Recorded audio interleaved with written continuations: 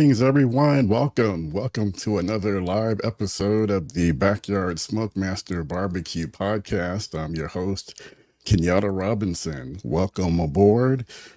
First thing I always like to do is to encourage everyone to please be active in the comments, leave comments, ask questions, whether it's about the topic that we're specifically covering this evening or anything else that's on your mind related to barbecue. I'd love to hear from you, and the comments, feedback is the engine that drives the show. One of the more common topics that comes up on the podcast, as well as through the course of me making videos, is questions regarding wood, like which woods are the best for smoking, which ones will pair up best with meat, which ones have certain flavor smoke profiles, questions in those areas. And really, the answer to that question is very subjective. I mean, ultimately, it's going to come down to your preference. So, no one person can tell another exactly what is the ultimate best wood for smoking in barbecue. But over the course of time, the barbecue community does have we have come up with some pretty good ideas about how certain woods do impart flavor. Before we get deeper into that discussion, let's say hello to a few folks who are tuning in already and jumping in with comments, which I absolutely love and appreciate. Mike from Bones Barbecue says, "Good evening. Let's get it." Thank you for tuning in, Mike. Always appreciate you. And then we have correctional officer for lockdown, Bruce, is on board, and he says hi to Mike, and he says, "Let's get this awesome show going. Perfect topic." So thank you both for tuning in and for jumping in with comments. That is always appreciated. So to help me get through and, cover everything I wanted to cover, I did put together some slides here. Let me see if I can get this. It's looking a little bit weird on my screen here. Sorry, guys. I am producing and hosting, doing it all. Okay, that's what I wanted to see. All right, so here we go. I've got my presentation up, so let's get into this. All right, so the big question: how does wood affect the flavor of barbecue? So, the type of wood that you use can significantly impact the flavor of your food, and different wood types will impart unique flavors. The flavors and aromas due to variations in their resin, sap, and lignin. And lignin, I had to look this up because I'm not getting deep into the science is not, what I'm going or trying to do, but I did at least want to know what lignin is. And it's a branching material that holds the plant together and keeps it stable. So basically, it's what gives trees their strength. And, when it comes to different types of wood, the flavors are going to range from mild to strong. So getting started, let's talk about some of the wood types that have a very strong flavor and aroma. So starting off, hickory, and hickory is probably the most popular wood for smoking, and it does pair great with ribs, pork shoulder, and beef. And, as we go through this, let me know in the comments, what you guys, if you have a favorite type of wood, if you have a specific experience with wood and how it pairs up, definitely let me know. As Mike said, good evening to correctional officer for lockdown. And then Bruce, correctional officer, said, "Kenyatta, great topic for your awesome show. I cooked jerk chicken this past Mother's Day, and it turned out perfect. I didn't have any apple wood chunks and relied on natural wood chips. Perfect." All right. Well, I'm glad to hear that. I do have an opinion about wood chips as opposed to the wood chunks. And I know you said you didn't have any wood chunks, so you had to go with the wood chips. So in a pinch, I think that's okay. That's acceptable for sure. But I think in most situations, I would recommend to steer clear of the wood chips, because then there becomes the question of should you soak them or not? And ultimately the chips, I just think, they're just a little bit too thin. Uh, they ignite really fast, and I'm not convinced that they really give off. Um, they're not efficient for giving off a good smoke flavor, probably unless you're just using a whole lot of them. So that's kind of a sneak peek into my thoughts about using wood chips as opposed to going with wood chunks. But in a pinch, though, I get it. And correctional officer says the smoke, smell, and entire cook was one of the best cooks I ever attempted. All right. Well, I'm definitely glad to hear that. And I think maybe that also goes with another one of the key points that I was going to bring up is when you do smoke with wood and with wood chunks, especially for people who are just starting out, one of the things you want to be very careful of is to not use too much. Don't go too heavy if you're smoking with charcoal, because charcoal is already made from wood. So you don't need to add a whole lot, when it comes to wood chunks in combination with charcoal. So I think this is a good sign that you had the right combination going with your charcoal and it didn't overpower your cook. And you said that I've been using apple as the wood I should use, and that's the key is experiment, try different things. And actually we do recommend that you start with something that's a little bit more on the mild side until you find the one that will give you the smoke flavor and aroma that works best for you and your family, and based on what you're cooking. And then correctional officer says I soaked the chips and spread them over the charcoal and also used a smoke box and placed it on the charcoal. I didn't have any flare-ups and the smoke was clean as a whistle. I was lucky. Well, definitely, take note of that. And, absolutely, yeah, take note of that. Remember that combination, because it looks like you found something that really works well for you.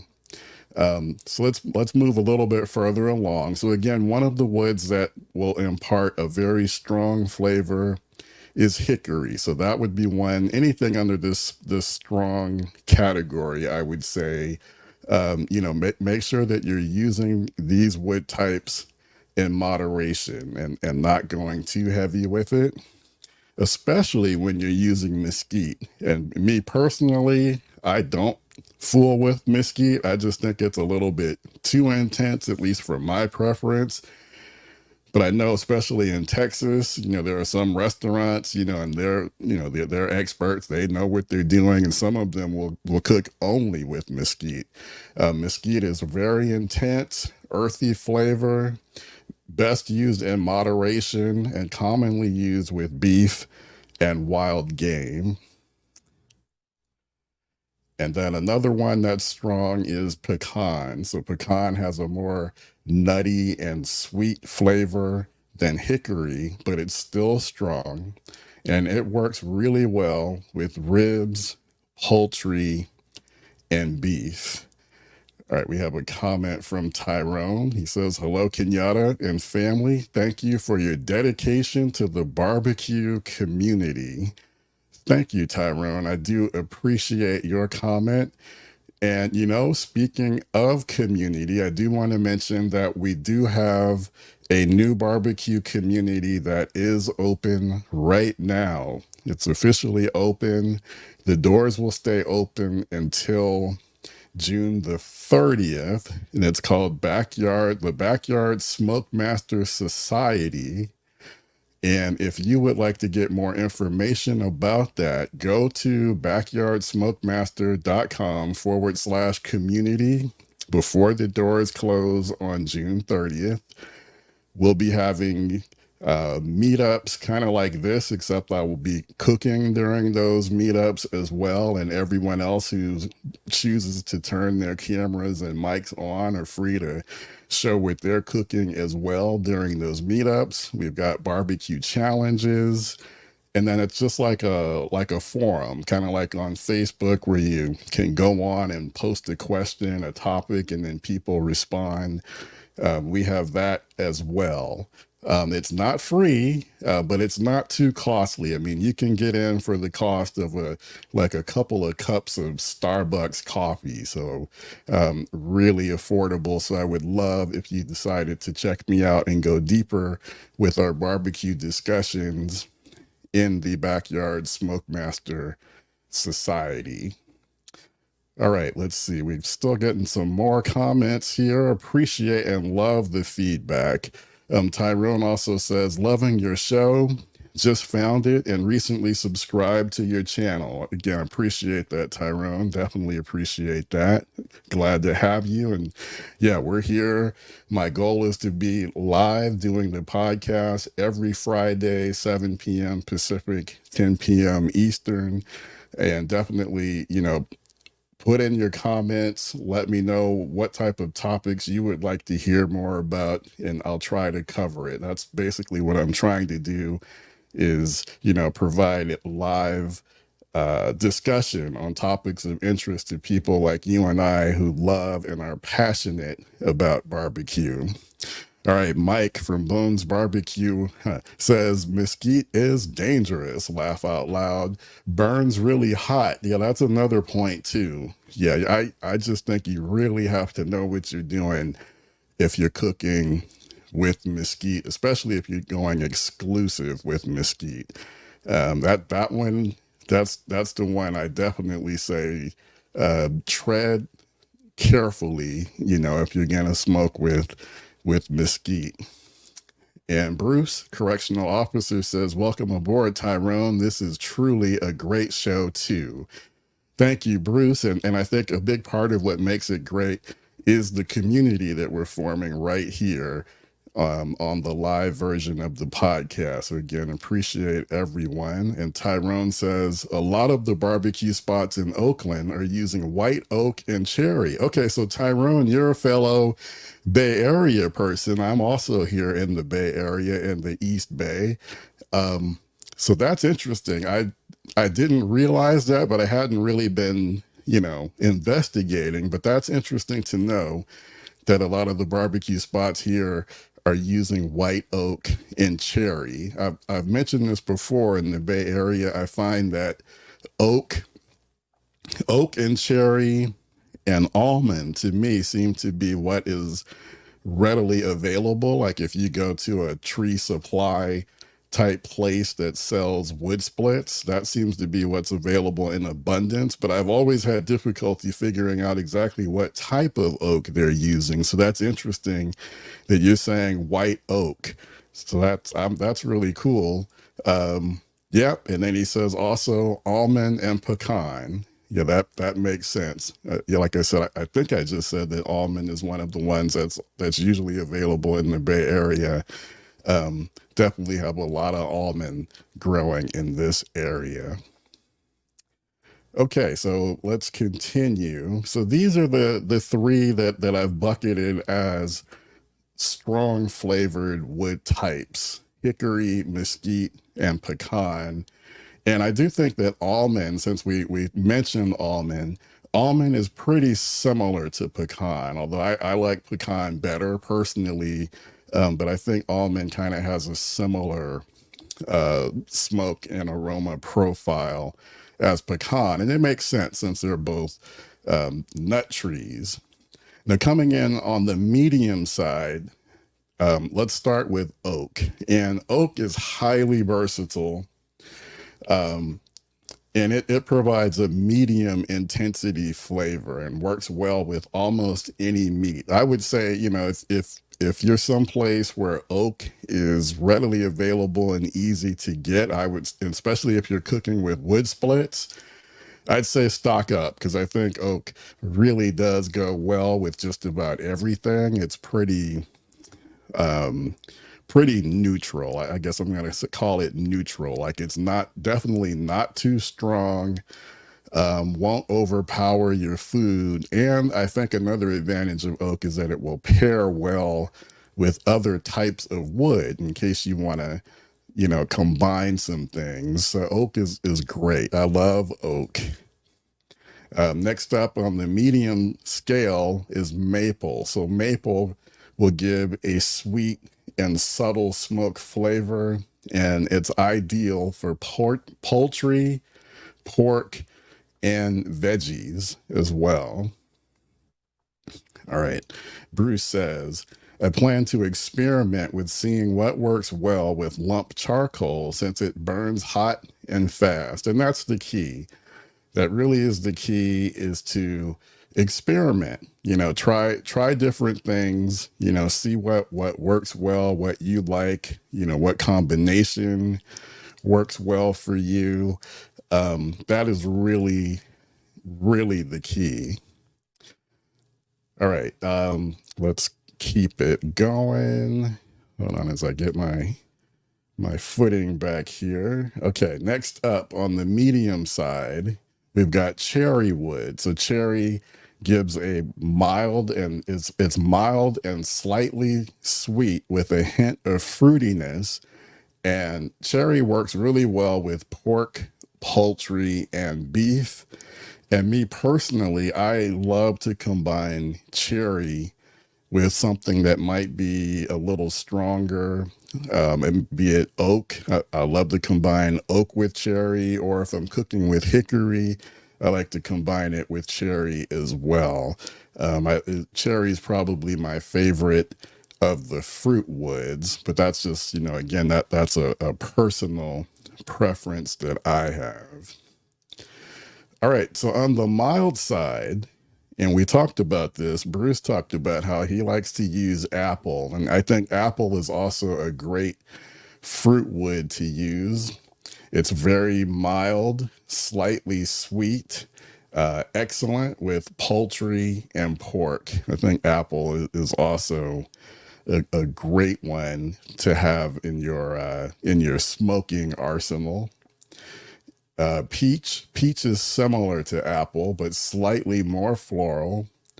Also goes great with poultry and pork.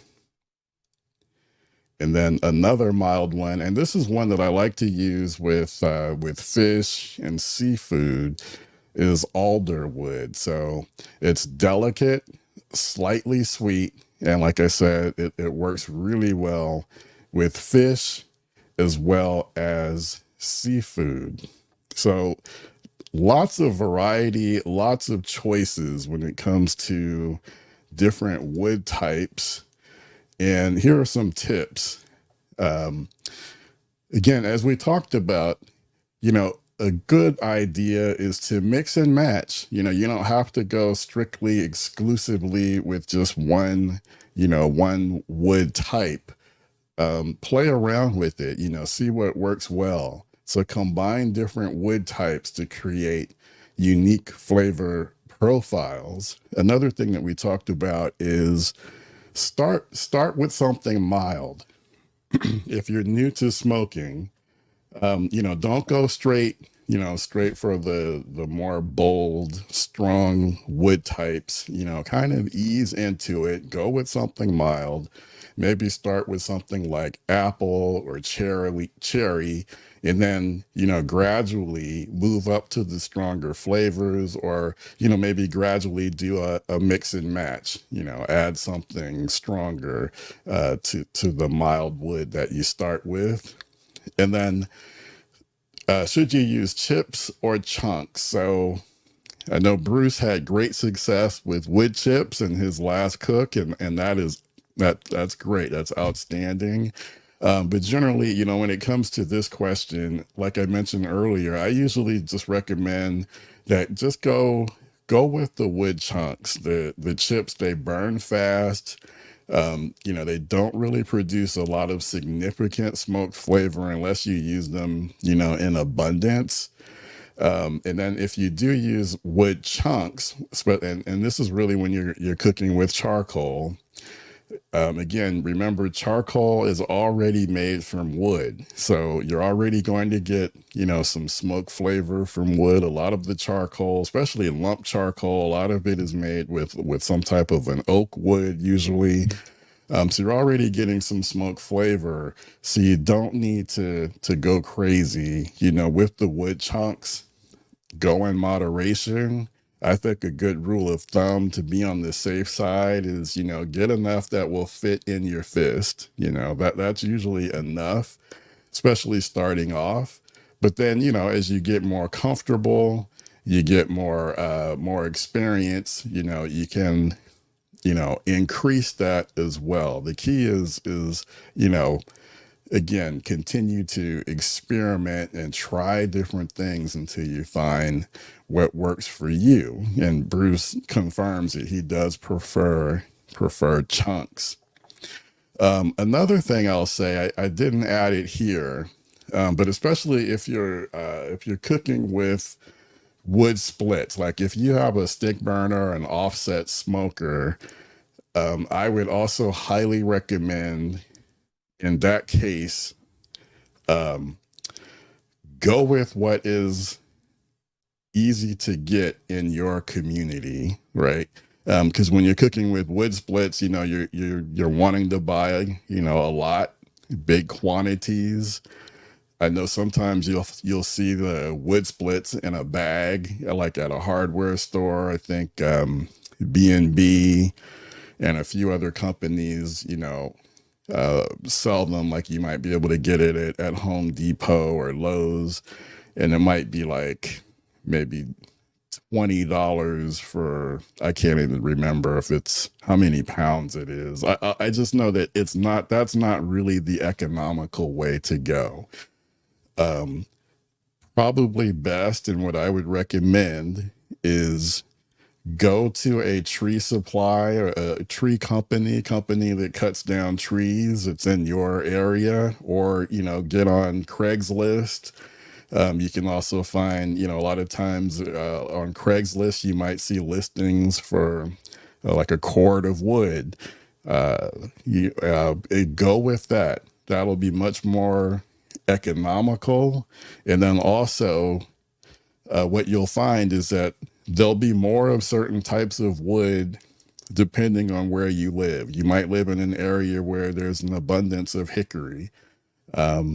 As Tyrone mentioned, here in the Bay Area, and what I've observed is that we typically have a lot of almond, a lot of oak, and I think maybe to a slightly lesser extent cherry, but cherry is pretty easy to get here in the Bay Area as well. So, don't go crazy trying to chase after certain wood types when it comes to wood splits. Go with what's available in your area. I think that's the best way to go.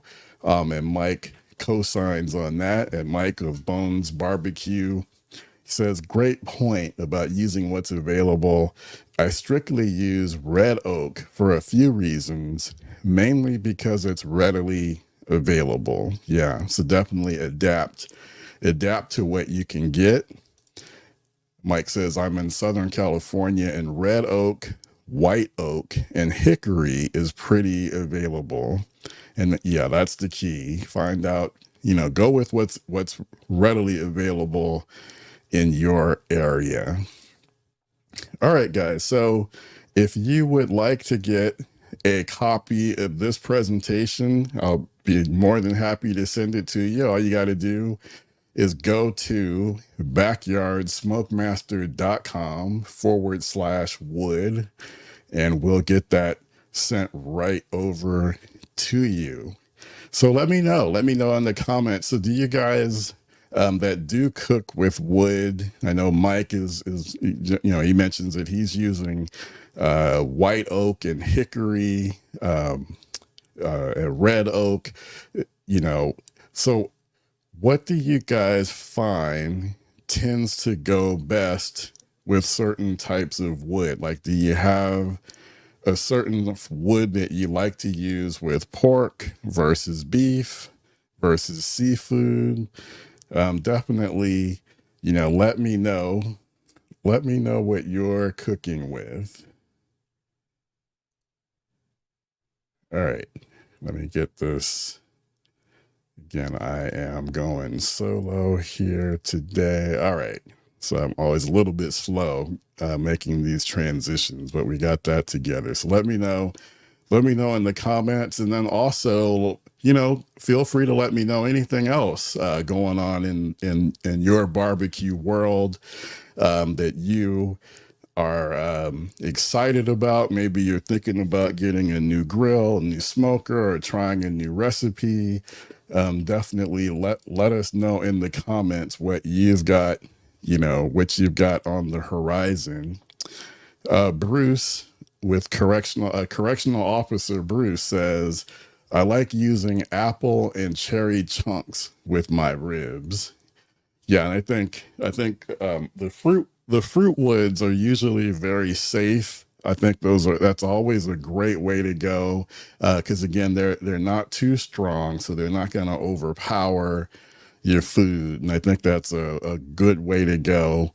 And usually when I'm doing ribs, sometimes I'll go all cherry, sometimes I'll go all apple, or I might, mix it up a little bit, maybe combine hickory or pecan with cherry when I'm going with my ribs. All right. Tyrone thanked Bruce being supportive in the chat. Love to see that.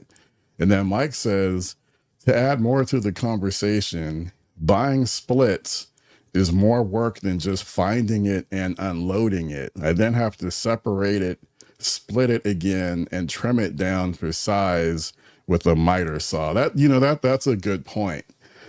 And yeah, that is very true. It's definitely not just, you find the wood splits and then bring it home and you're good to go. Absolutely. Like if you're buying different wood types, yeah, you probably have to separate it so you can keep it all straight. And then the point about splitting it again and trimming it down for size, that's a good point as well, because depending on the size of the firebox on the stick burner or offset smoker that you have, you really want to get your wood splits to be at an optimal size to fit inside of your firebox and burn efficiently. So you don't want wood splits that are too large, that are crowding up on the inside of your firebox. Cutting them down to the optimal size is key, and especially if you have a smaller offset. Like I have a pretty, what I would consider to be a smaller offset, especially compared with something, one of these big mega gallon smokers that I know Mike is using. I have a LSG Lone Star Grills 20 by 42, and that has a relatively small firebox. And I think the wood splits probably work best when they are no greater than 10 inches long, and maybe, I'm going to say maybe 4 to 6 inches wide. So getting them down to size is also very much key. All right. Bruce says, I've been cleaning my yard and am lucky to have a nice sized outdoor fireplace. I can't wait to experiment cooking on it and using some wood chunks. My wife wants us to smoke a pig this summer. Well, now you've really caught my interest, and I love the fact that your wife is supportive and encouraging you to smoke a pig. That has been on my bucket list for a long time. And although Janine, my wife, is super supportive, she's been a little bit hesitant when it comes to the smoke a pig discussion. And I wish you were here to, if I could put her on the spot, to talk more about why, she's a little bit hesitant about that. And I don't know if it's, just visually seeing, a pig carcass, if that's what's, got her a little bit shaken up, shook up. But, I keep trying to tell her, if we do that, we could have a pig picking party. We can get people over here. We will have no problem consuming the pig. So, Bruce, I really hope and I'm rooting for you to be able to do that. All right. Tyrone says there's seasoned firewood in Richmond, Bare Bottom Farms firewood. Yeah, I've heard of Bare Bottom Farms, and I haven't made it over there yet, but I know that is a place that does have seasoned firewood. I've been going to, I can't remember the name of it, but it's a place in American Canyon, so a little bit farther out, kind of headed out towards Napa. And it's right across from that. There's like a super Walmart center. So it's across the street from there that I've been getting my wood from. And they usually have oak and almond and cherry, but I do, because the Bare Bottom Farms in Richmond would be a much shorter drive for me. So I'm going to keep that in mind. So thanks for mentioning that, Tyrone. All right, Bruce says, great minds think alike. Probably talking about that pig. Yeah. I'm really interested to hear about that. Mike says, your neighbors are going to be peeking over your fence, Bruce. That's right. And yeah, if you do it, man, you got to have a pig picking party, get your neighbors in on it. You'll be the hero for sure. And he says, Mike, they have already noticed the fireplace. Now, getting back to Bare Bottom Farms firewood, Tyrone says, actually, he's saying for ribs, he likes to use cherry and pecan. Yeah, that's a great combination for ribs. And he says that, okay, my smokers he has a 16-inch horizon offset. Cool. And he has a gateway drum. All right. So you've got that's a nice combination there. I mean, personally, my favorite thing, even though I haven't been using it as much just because of time, but when I do have the time, my favorite smoker to use is still my offset smoker, my LSG. There's just nothing like cooking with the wood splits, slow smoking something. And usually when I do, it's usually brisket or beef ribs. Even though I think I might break it out next weekend and do some baby back ribs. But then also like the drum, drum smokers, I think drum smokers like the Gateway are outstanding, great all-purpose smokers. They're super easy to use, super easy to learn. You get that temperature dialed in, and that's not hard to do. And they are just great. They're versatile.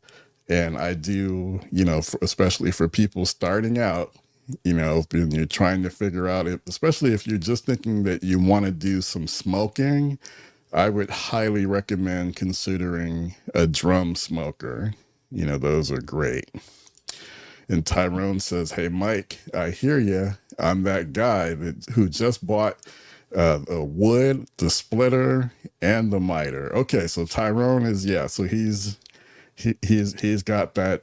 He's been bitten by the bug. He's serious. Yeah, when you go out and you get the wood and you get and that's what I have. I get the wood, you got the splitter, I forgot what it's called, but it's like a big blade in the center, and it's like a ring around the big blade. You put your wood split on top, and then you hammer down on your wood split, to split it in half.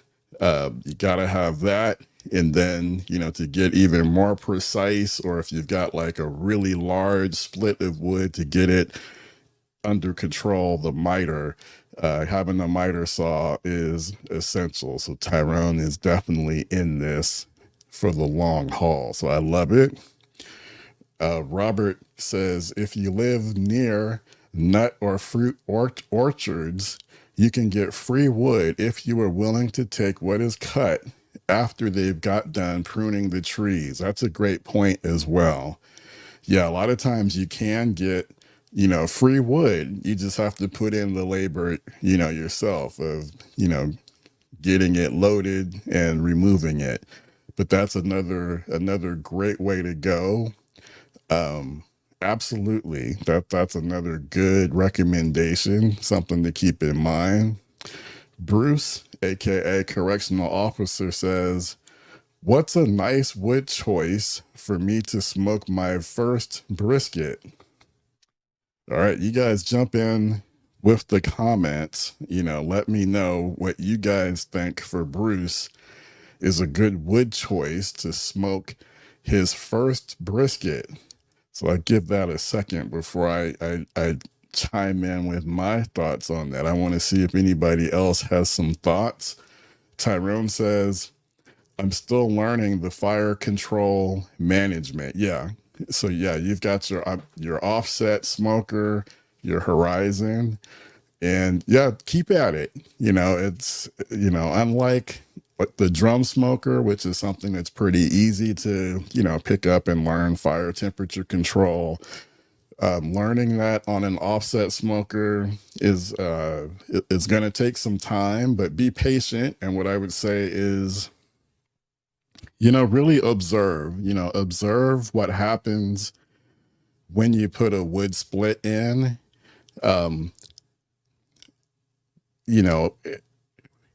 I guess I'm trying to think of giving you some tips here.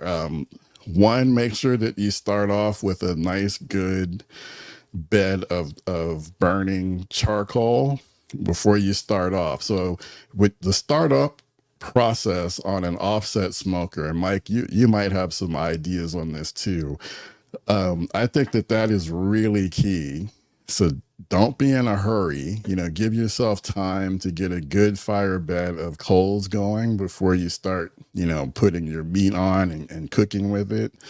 I think how you start will play a great role in your ability then to consistently get your splits in and then get them in the temperature range that you want. And then another key point I would say, Tyrone, is don't obsess about trying to have your temperature at a certain temperature. So like if in your mind you're thinking that you want to smoke at 250 degrees, give yourself grace. If your smoker is just kind of wanting to live between 225 and 275, that is absolutely okay. It's really not that much of a difference. Don't drive yourself nuts trying to make, these adjustments, trying to nail it down exactly to 250.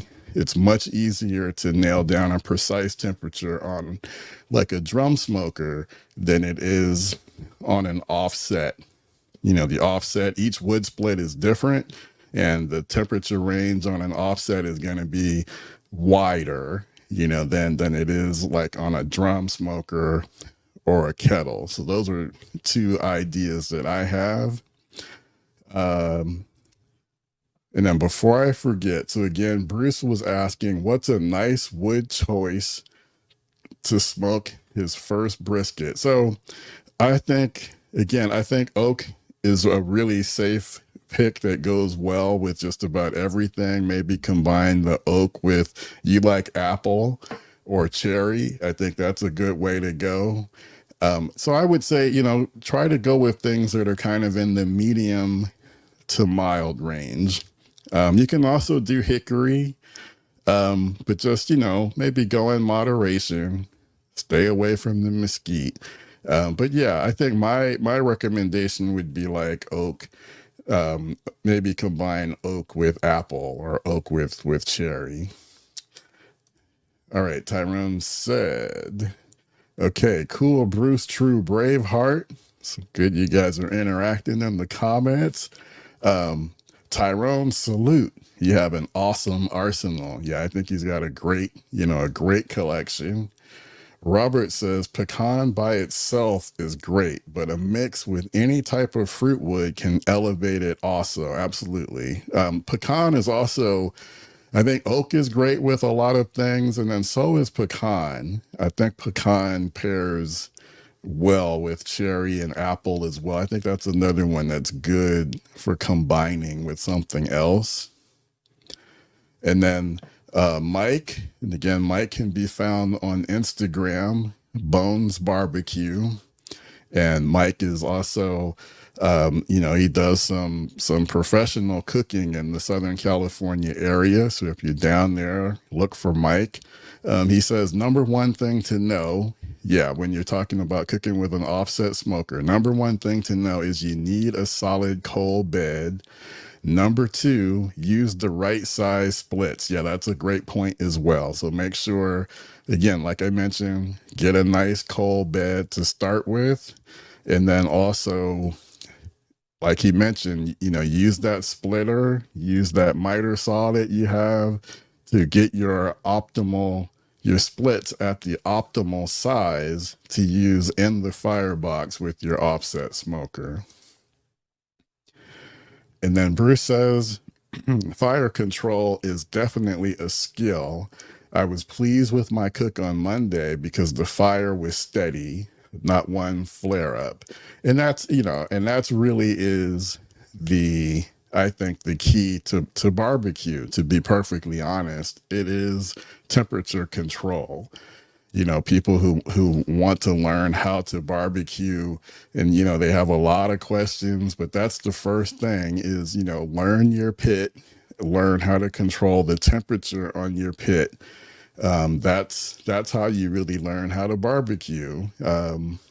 Not allowing your temperatures to get too hot and get out of control, because if it gets too hot, once you burn something, there's no coming back. It's over. It's a wrap if your food is burnt. But if the temperature is low and you're going low and slow, it might take longer to get where you want, but your food is still, you can still work with that. So definitely better to be on the cooler side than on the raging fire, too hot, out of control side. So that would be, I think that is really, really the key.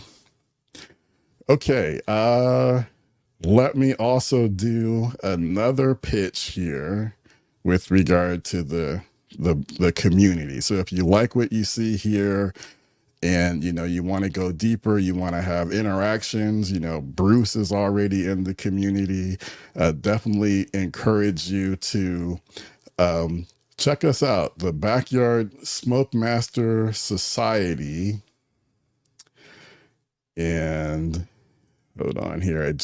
I had it and then I did something to mess it up. Okay, here we go. So the Backyard SmokeMaster Society.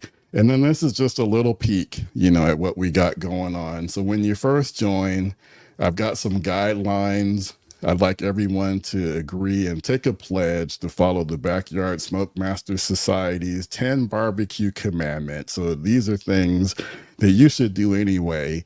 If you're serious and you really want to up your barbecue game, commit to using quality meat,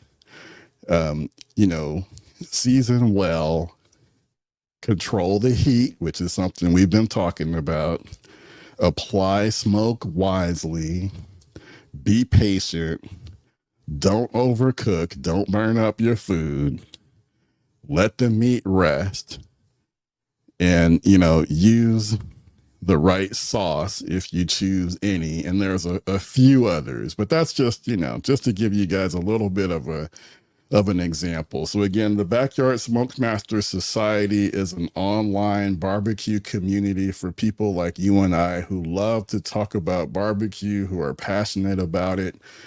The society is now open.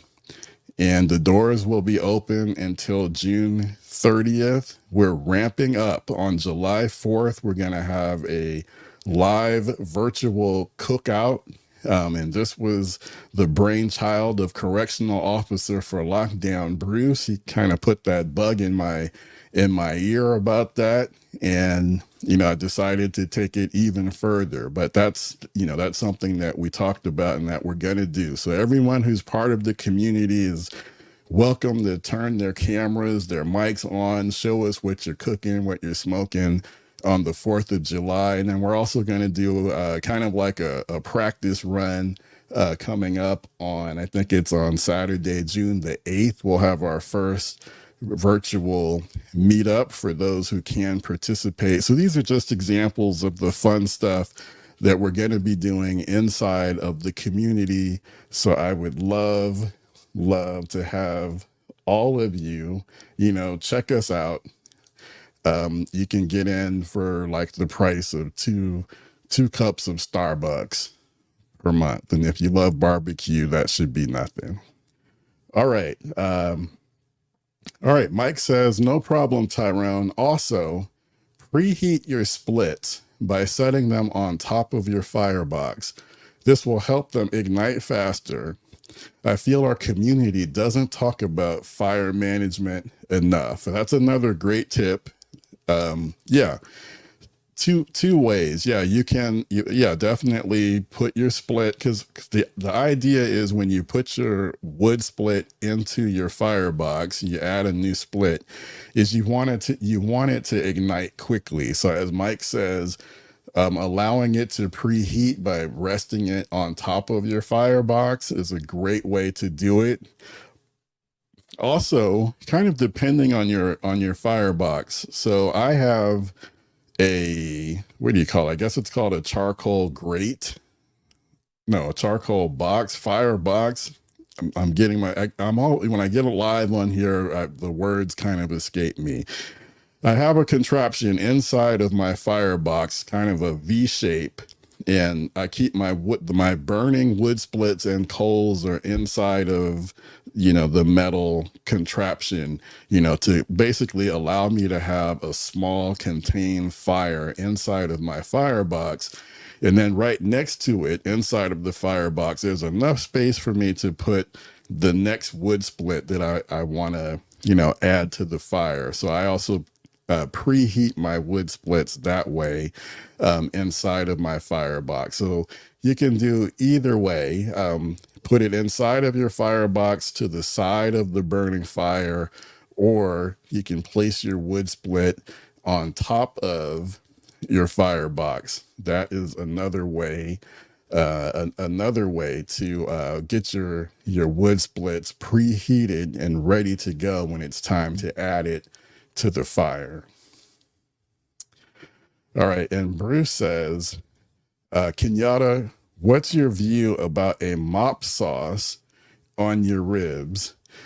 It's a personal preference. I think, if I have no issue with doing a mop sauce. I think, if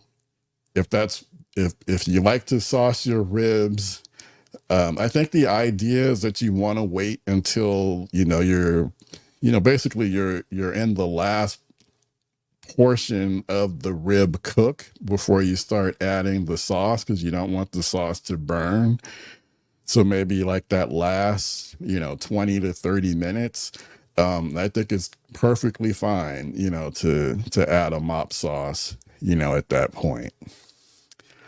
All right, guys, we've been going at it now for almost an hour. I do want to thank you all, for coming in, contributing with your comments and your questions. Again, as I always say, the comments that we receive and the questions are the engine that really drives the show. So I do want to thank, as we get ready to wrap things up, I want to thank Mike, aka Bones Barbecue. Make sure you check him out on Instagram. I want to thank Bruce, aka Correctional Officer for Lockdown. Always appreciate your ongoing support. Tyrone, welcome to the barbecue community. Don't be a stranger, especially love the fact that you are also a Bay Area guy. So definitely, welcome you to come back, tune in, same time, same place, Friday evening. Let's see. And I think we heard from another person, Robert Nelson. Thank you. Appreciate you for chiming in as well. All right, you guys. So again, let me know, always in the comments, things that you would like to see us talk about on the podcast. Definitely want to address, the things that you guys are interested in. So thank you again for tuning in. This is Kenyatta Robinson signing off. Thank you for watching the Backyard SmokeMaster BBQ channel. We'll be back again next week, same time here on YouTube and on the Backyard SmokeMaster Facebook channel. And then also, you can also catch the replay whenever you're ready, either on YouTube or you can listen in on your favorite audio podcast platform. Thanks again. Take care, everyone. Have a great weekend.